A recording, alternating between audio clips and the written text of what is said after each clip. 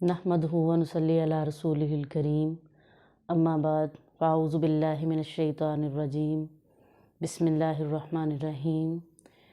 आज हम जिस मौज़ू पर बात करेंगे वो है सबसे बेहतरीन अमल फ़जर के वक्त, फ़जर की नमाज के बाद कुरान पढ़ना। फ़जर की नमाज के वक्त नमाज को अदा करने के बाद कुरान पढ़ना एक मसनून तरीक़ा है। अल्लाह के नबी ने बहुत सी सूरतें, बहुत सी दुआएं ऐसी बताई हैं जो सुबह के अज़कार में शामिल हैं। सूरत यासीन है, छोटी छोटी और भी सूरतें हैं, वज़ाइफ हैं। कुरान मजीद को पढ़ना इसका बहुत ज़्यादा अजर है, सवाब है। जैसा कि अल्लाह ताला ने कुरान में भी फरमाया है, फ़क़रऊ मा तयस्सर मिन्हु, इसकी तिलावत करो जितना तुम आसानी से कर लो।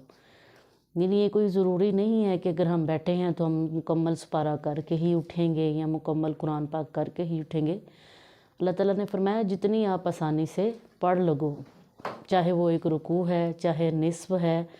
बहुत से लोग ऐसे हैं जो आसानी से एक पारा भी पढ़ लेते हैं, तो ये कोई मुश्किल नहीं है। जैसे बहुत से लोग इस तरह करते हैं कि फ़जर की नमाज़ को पढ़ने के बाद सूरत यासीन को लाजमी पढ़ते हैं, और भी मुख्तलिफ़ सूरतें हैं जिनको वो लाजमी पढ़ते हैं। तो ये मसनून तरीक़ा है, अच्छा तरीक़ा है, लेकिन इसमें सिर्फ हमें एक चीज़ का ख्याल रखना चाहिए कि कुरान को आसानी के साथ, तरतील के साथ पढ़ना चाहिए, भागम भाग नहीं। जितना आप आसानी से कर सकते हैं करें। अल्लाह के नबी एक साल में जितना कुरान पाक नाजिल होता था उसी को बार बार पढ़ते रहते, पूरे साल में उसी को पढ़ते रहते, याद करते रहते। हत्ता के सहाबा इकराम भी जब भी पढ़ते, जो जितना एक साल में कुरान नाजिल होता था, थोड़ी थोड़ी आयत नाजिल होती, उनको बार बार याद करते रहते, उनको ही पढ़ते रहते। तो जब कुरान पाक मुकम्मल भी हो गया तो तब भी उनका यही तरीक़ा था।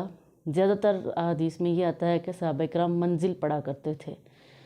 तो ये अल्लाह ताला ने हमारे लिए आसानी भी रखी है कि आप जितना पढ़ना चाहो पढ़ सकते हो, चाहे हर नमाज के बाद थोड़ा थोड़ा पढ़ो, चाहे सिर्फ फ़जर के वक़्त पढ़ो। लेकिन इसमें तरीक़ा यही रखना चाहिए कि आराम से ठहर ठहर कर इसकी तिलावत करनी चाहिए, भागम भाग इसको नहीं पढ़ना चाहिए।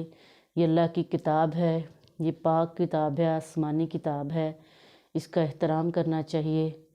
अल्लाह से दुआ है अल्लाह ताला हमें इसको आसानी से पढ़ने की और अच्छे तरीके से समझने की तौफ़ीक़ अता फ़रमाए। आमीन। वमा अलैना इल्लल बलागुल मुबीन।